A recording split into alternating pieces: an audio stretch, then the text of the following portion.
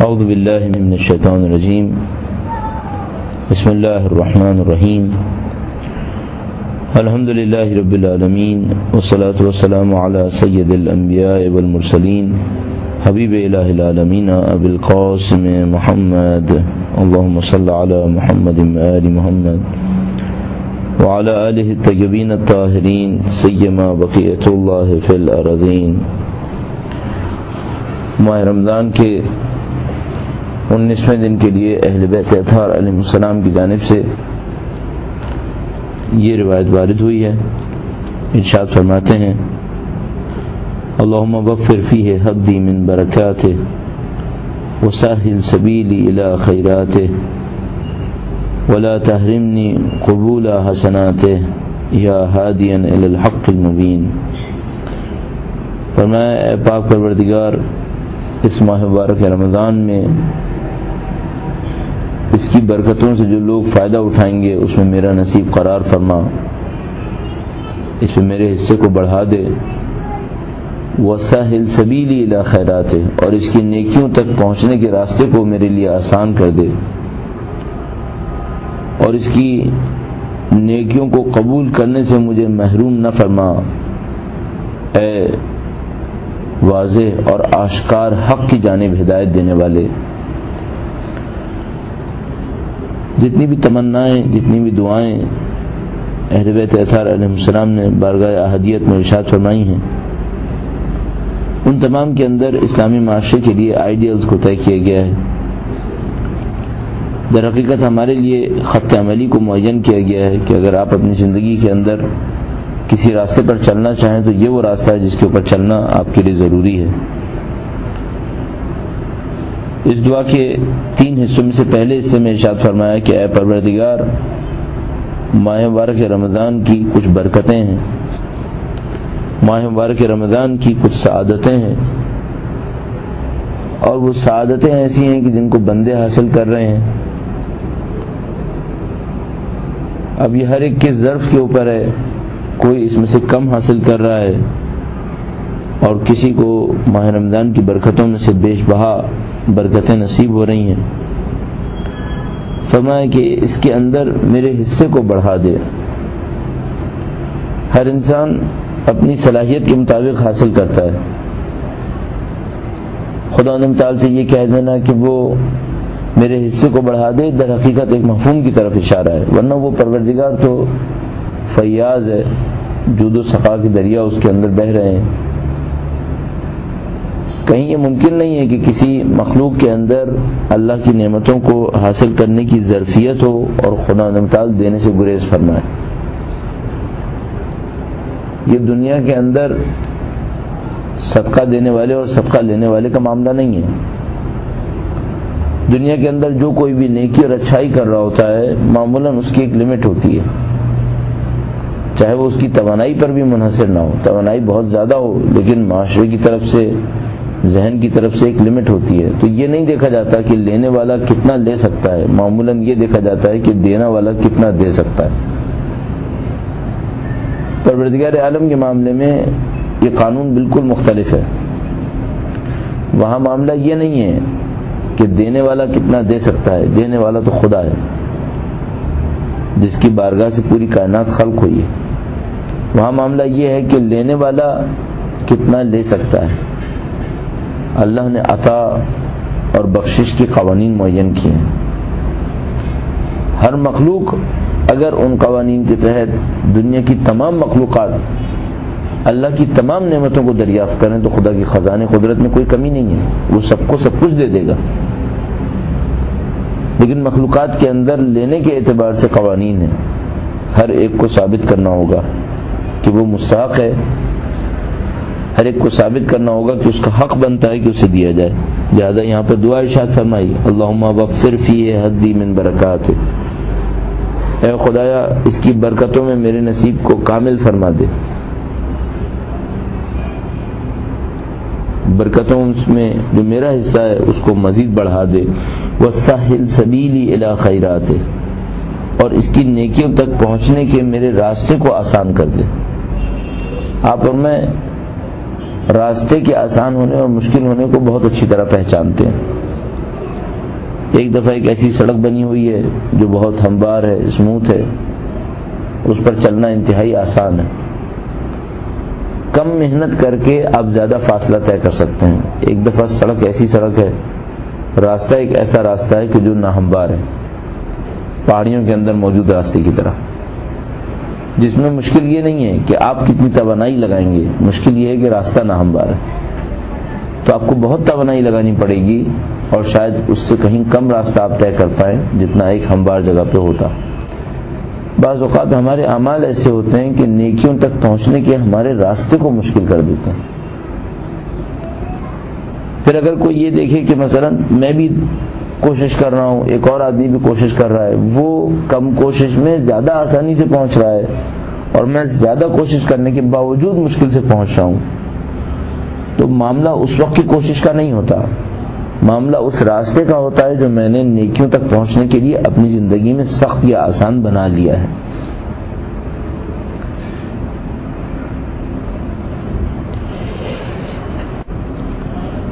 بعض اوقات انسان کے اعمال کے اندر کوئی ایسی مشکل پیش آ جاتی ہے جس کے نتیجے میں حق کی طرف پہنچنا، نیکیوں کی طرف پہنچنا مشکل ہو جاتا ہے۔ اس وقت کوشش بھی کر رہے ہوتے ہیں، چاہ بھی رہے ہوتے ہیں، لیکن اب دل کے اندر وہ چاہت ہی نہیں رہتی۔ نیکیوں کو انجام دینے کے لیے اپنی ذات کے اوپر اتنا زیادہ جبر کرنا پڑتا ہے اور دوسرے کو دیکھیں گے نہیں، اسے جبر کی ضرورت نہیں ہے۔ اب اپنے اندر آنے والی تبدیلیوں کے اوپر اگر غور فرمائیں تو آپ نماز کے معاملے میں ایسا بہت دیکھیں گے۔ قرآن کریم میں ارشاد فرماتا ہے وَإِنَّهَا لَكَبِيرَةٌ إِلَّا عَلَى الْخَاشِعِينَ، وہ اس قسم کی آیت کریمہ میں ارشاد فرمایا کہ یہ نماز بہت سخت ہے سوائے ان لوگوں پر جن کے دل اللہ کے سامنے خاشع ہیں۔ کبھی ایسا ہوتا ہے کہ ہمارے لیے اس نماز میں عشق ہوتا ہے، نماز پڑھنے لگتے ہیں، دل چاہ رہا ہوتا ہے کہ نماز پڑھیں، دل چاہ رہا ہوتا ہے کہ نماز کو قدر طولانی کر دیں، اللہ کے سامنے پہنچنے والے اس وقت کو اور لمبا کر لیں، تو بعض اوقات 2 رکعت نماز پڑھنا مشکل ہو جائے گی۔ معاملہ یہ نہیں ہوتا کہ اس وقت آپ کتنی کوشش کر رہے ہیں، معاملہ یہ ہے کہ اس سے پہلے جو کچھ انجام پایا ہے اس نے راستے کو آسان کیا ہوا ہے یا مشکل کیا ہوا ہے۔ یہاں دعا میں ارشاد فرمایا کہ اے خدایا سہل سبیلی الی خیرات، اس ماہ رمضان کی نیکیوں تک پہنچنے کے میرے راستے کو آسان کر دے۔ اب خدا تو راستے کو مشکل نہیں کرے گا، سب کا سب پلٹے گا میرے اعمال کے اوپر، میں کچھ ایسے اعمال انجام دوں کہ آگے اچھائیوں کو انجام دینا میرے لیے آسان ہو جائے۔ مثلا خدا نہ کرے، نعوذ باللہ، اگر گناہ کیے ہوئے استغفار کر لے، اگر کسی کا حق ادا کرنا ہے اس حق کو ادا کر دے، مثلا استغفار نہ کرے، جو لوگوں کے حق ادا ہونے ہیں ان کو ادا نہ کیا ہو اور پھر چاہے کہ میرا راستہ آسان ہو جائے، راستہ آسان نہیں ہوگا۔ لہذا ہم بہت زیادہ تاکید کریں گے کہ آپ اور وہ جو تمام لوگ ماہ رمضان کی برکتوں سے استفادہ کرنا چاہتے ہیں، کچھ ایسا کیجئے کہ زندگی میں غیر خدا کی دخالت کم سے کم پہ پہنچ جائے۔ بہت مشکل میں سے ایک مشکل ٹیلی ویژن کی بہت بری عادت کا پڑ جانا ہے۔ ایک طرف سے ہم چاہتے ہیں خدا تعالی کی برکتیں نصیب ہوں، دوسری طرف سے عادتیں کچھ ایسی عادتیں بنی ہوئی ہیں کہ ان برکتوں کو حاصل کرنا مشکل ہے۔ بس اگر اس دعا میں غور فرمائیں تو خدا تعالی سے یہی طلب کیا گیا ہے وَسَهِّلْ سَبِيلِي إِلَى خَيْرَاتِ، اے خدایا اس کی نیکیوں تک پہنچنے کے میرے راستے کو آسان کر دے۔ یہ جو میں نے اپنی زندگی کے اندر مشکلات کھڑی کرنی ہے گناہوں کی وجہ سے، بعض ایسے کاموں کی وجہ سے جن کا کوئی مقصد نہیں ہے، میری زندگی میں ایسا کر دے کہ میں تیرے راستے کے اوپر آسانی سے چلتا چلا جاؤں۔ اب اگر خدا نہ کرے آپ کی زندگی میں جبرن کوئی ایسی چیزیں آ رہی ہیں تو خدا سے دعا کیجیے۔ جیسے کہ بعض اوقات دوست احباب ہم سے کہتے ہیں کہ بھائی ہم تو اچھے بننا چاہتے ہیں لیکن جہاں کام کرتے ہیں وہ ایسی جگہ ہے جہاں پر برائیوں کا امکان بہت زیادہ ہے یا برائیاں اطراف میں بہت زیادہ ہے، خدا سے دعا کیجیے۔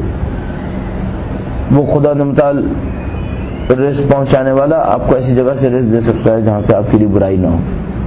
کوشش کیجیے، اللہ سے دعا کیجیے، اور یہ دعائیں اسی لیے ہیں وَلَا تَحْرِمْنِي قبول حسنات، اور اے خدایا مجھے محروم نہ کر اس کی نیکیوں کو قبول کرنے سے۔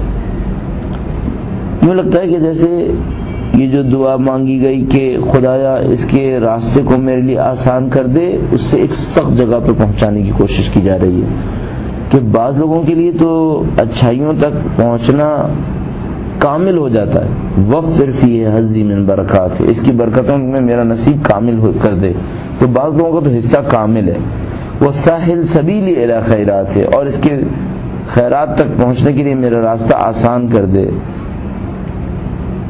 ایک دوسرا مرحلہ ہے کہ اس کی نیکیاں ہیں اور ان نیکیوں تک میں پہنچنا چاہتا ہوں، اس تک میرے راستے کو آسان کر دے، اور اس کی کچھ حسنات بھی ہیں، گویا 3 درجات ہیں۔ ماہ رمضان کی کچھ برکتیں ہیں، کچھ خیرات ہیں اور کچھ حسنات ہیں۔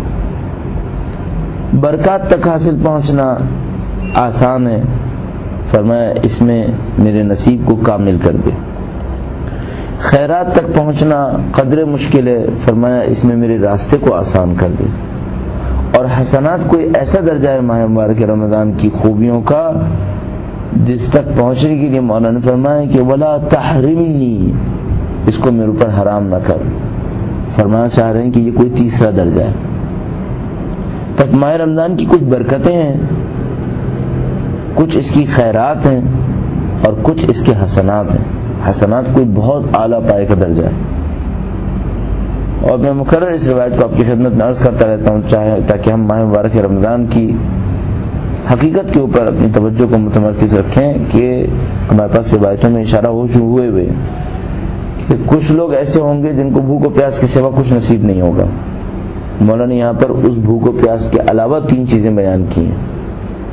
کچھ تو وہ ہیں جن کو بھوک و پیاس کے علاوہ کچھ نہیں ملنا، کچھ اس کی برکتوں تک پہنچیں گے، کچھ اس کی خیرات تک پہنچیں گے اور کچھ لوگ اس کے حسنات تک پہنچ جائیں گے۔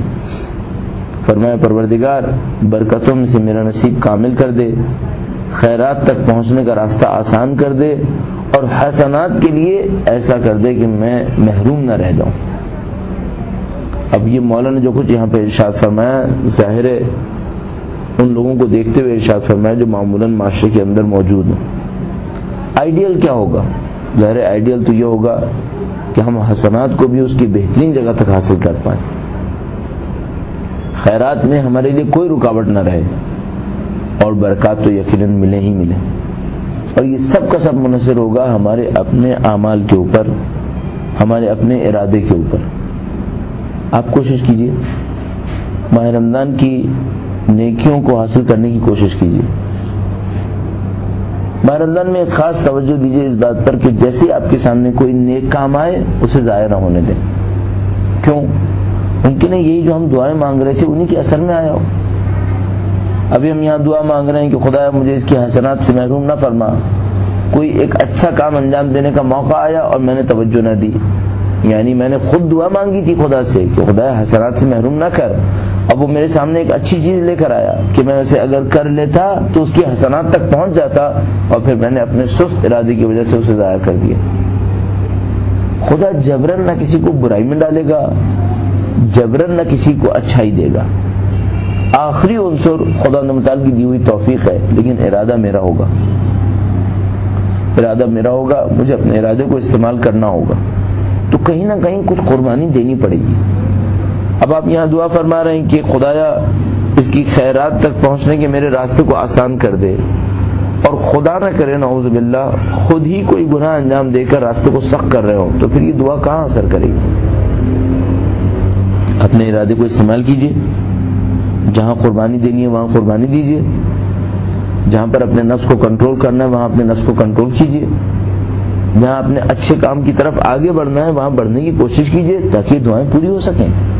ہاں یہ ہے کہ جو میں نے اور آپ نے دعا مانگی اس کے نتیجے میں خدا ان موقعوں کو بار بار میرے اور آپ کے سامنے لے کر آئے گا۔ اس محروم انسان کو دیکھیے جو بظاہر مسلمان ہے، بظاہر اللہ کا نام بھی لیتا ہے، ماہ رمضان آیا اور ماہ رمضان چلا گیا، اس کی زندگی پر کوئی اثر نہیں پڑا، کسی نیکی کا کوئی موقع نہیں ملا۔ پہلے بھی مشغول تھا اپنی زندگی میں، آج بھی مشغول ہے اپنی زندگی کے اندر، نہ پہلے اس کے شیڈیول پہ کوئی فرق پڑا نہ اب اس کے شیڈیول پہ کوئی فرق پڑا۔ اس کا مطلب کیا ہوا؟ اسے خدا تعالیٰ کی طرف سے کوئی توفیق نہیں مل پائی۔ اس نے کسی چیز کا ارادہ نہیں کیا، اسے کوئی مزید توفیق نہیں ملی، کسی حسنات کسی خیرات تک نہیں پہنچ پایا، ماہ رمضان گزر گیا، آپ نے دعا کی ہے، خدا آپ کے سامنے مواقع لے کے آئے گا، ان مواقع سے استفادہ کیجیے، اپنے ارادے کو استعمال کیجیے، یہاں شیطان کو شکست نہ دینے دیں۔ اب جب کہ خدا کی طرف سے موقع مل رہے ہوں ان موقعوں کو استعمال کیجیے۔ یا ہادین الی الحق المبین، آخر میں خدا نے متعال کو واسطہ دیا ہے اس کی صفت ہدایت سے، اے وہ جو لوگوں کو واضح اور آشکار کی حق کی سمت ہدایت دے دیتا ہے۔ اور اس میں ایک ظریف نقطہ ہے یہ کہ بعض اوقات انسان کے سامنے حق آشکار ہوتا ہے، اور حق تو ہمیشہ ہی آشکار ہے، حق مبین ہے، لیکن اس کے باوجود اس کا راستہ بند رہ جاتا ہے۔ خدا متعال کی ہدایت آشکار ہے، واضح ہے، اللہ کی نشانیاں پوری کائنات میں پھیلی ہوئی ہیں، دیکھنے والوں کے لیے کوئی کمی نہیں ہے، لیکن اس کے باوجود نہیں پہنچ پا رہے۔ یہاں پہ ہم دعا کرتے ہیں کہ پروردگار اس حق کے مبین تک پہنچنے میں ہماری ہدایت فرما۔ ہمارے گناہ اور ہماری تقصیرات اگر ہمارے راستے میں رکاوٹ بن رہے ہیں پاک پروردگار، تو ان رکاوٹوں کو ہمارے راستے سے استغفار کے ذریعے سے جو ہم کریں گے اور مغفرت کے ذریعے سے جو تو نازل فرمائے گا ہمارے راستے کو آسان کر دے۔ ماہ رمضان کی بیش بہا برکات، خیرات اور حسنات جو تو نے اپنے بندوں کے لیے رکھی ہیں پاک پروردگار، اس قلیل کو قبول کرتے ہوئے ہمیں ان کثیر خیرات کو حاصل کرنے کی توفیق عنایت فرما دے۔ ربنا تقبل منا انك انت السميع العليم برحمتك يا ارحم الراحمين۔